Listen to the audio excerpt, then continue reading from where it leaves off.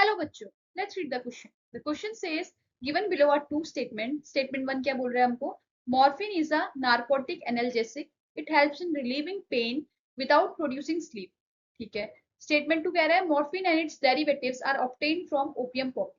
तो मतलब बेसिकली हमसे यहाँ पे बात किसकी की जा रही है? मॉर्फिन की बात की जा रही है.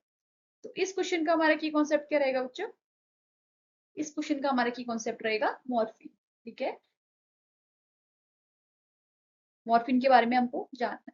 अब पहला स्टेटमेंट क्या बोल रहे हैं हम वो पढ़ लेते हैं. पहला स्टेटमेंट बोल रहा है मॉर्फिन एक नार्कोटिक एनाल्जेसिक्स है. बच्चों एनाल्जेसिक्स क्या होते हैं? एनाल्जेसिक्स एनाल्जेसिक्स ऐसी हमारी मेडिसिन या ड्रग्स होती हैं जो हमको ट्रीटमेंट में यूज होती है. किसके? जब हमें सीवियर से मॉडरेट पेन होता है तब हम इन एनाल्जेसिक्स को लेते हैं. तो हम एनाल्जेसिक्स क्या होगी बोल सकते हैं? यूज्ड टू ट्रीट सीवियर या फिर मॉडरेट और मॉडरेट पेन. ठीक है. तो बच्चों जो हमारी मॉर्फिन होती है ये भी एक टाइप की एनाल्जेसिक्स ही होती है. इसको भी हम तब यूज करते हैं जब हमको पेन होता है और उसको रिलीव करने में जरूरत होती है. ठीक है. सेकंड बोल रहा है it helps in relieving pain without producing sleep.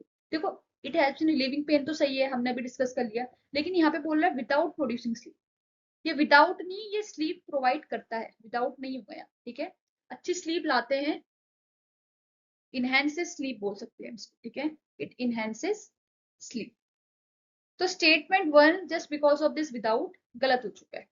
अब हम देख लेते हैं स्टेटमेंट 2. स्टेटमेंट 2 क्या कह रहा है? Morphine and its derivatives are obtained from opium poppy. ठीक है.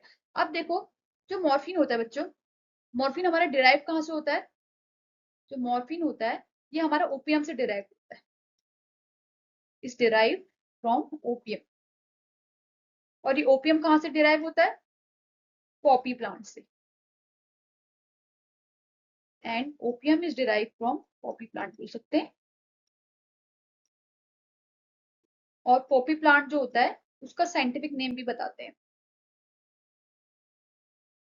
पॉपी प्लांट, इसका साइंटिफिक नेम बच्चों होता है पेपावर सोमिनिफेरम. ये हमारे पॉपी प्लांट का साइंटिफिक नेम. तो ये स्टेटमेंट बोल रहा है morphine and its derivative are obtained from opium poppy. तो बच्चों ये बात बिल्कुल सही है क्योंकि ओपियम पॉपी से ही डिराइव होता है. तो स्टेटमेंट सेकंड हमारा क्या हो गया? करेक्ट हो गया. अगर हम मॉर्फिन के बारे में कुछ जानना चाहें, जैसे मॉर्फिन जब हम लेते हैं तो इसके साइड इफेक्ट्स रहते हैं. साइड इफेक्ट्स क्या क्या रह सकते हैं अगर आप लेते हो? जब इसमें ड्राउजीनेस आ सकती है बच्चों, ड्राउजीनेस रहता है, कॉन्स्टिपेशन हो सकता है, कुछ को कॉन्स्टिपेशन रह सकता है, और डिजीनेस रह सकती है, इचिंग हो सकती है. ठीक है. और भी ऐसे नोजिया वॉमिटिंग तो कॉमन फैक्टर्स होते हैं, कॉमन साइड इफेक्ट्स होते हैं मोस्टली सारी मेडिसिन के.